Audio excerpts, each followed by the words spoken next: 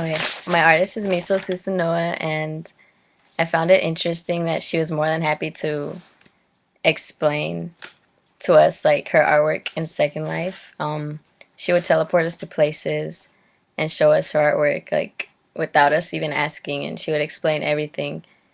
And like she put so much insight into it, and everything was like with so much detail, and like you can tell that like she really loved what she did in the virtual world, and she said that she preferred that over like paintings and art in real life, because in virtual art there are no like limits, it's limitless, and like there's more space in virtual art, like more space than you could ever imagine in real life. And I don't know, I just found this interesting because like I never thought of it as being like limited when you're painting and stuff, but I guess it is because like let's say you paint on a piece of paper. I mean, and there's not enough space, so you're limited to that amount of space, but not in Second Life because you can move into other virtual worlds. And like she teleported us to these different places, and then we actually saw like how the web was back in her day, and she showed us that like the times were different and that virtual art could be expressed in many different ways.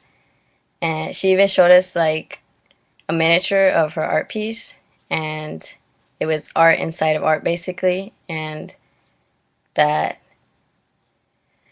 that it took that the virtual art was it could take place in like many different forms. Like it wasn't just like a painting. It could be a miniature, or it could be like 3D art. And well, basically her whole point was that in order to be an artist, you have to be willing to like explore through your mind and your thoughts and be able to express them and respond to them, like question things basically, and don't like be held back by um like the things that you think aren't possible, like to take risks. And my ideas for the gallery, they include like just stuff dealing with time and time management and space, and I don't know, maybe something abstract that causes you to think more, like Miso. I mean, it's not just gonna be like a tree. I mean, it's gonna be something that is expressive in that tree, something that causes you to think, like question, like who, what, when, where, you know, and yeah, just something that causes like you to think more and just about space and time.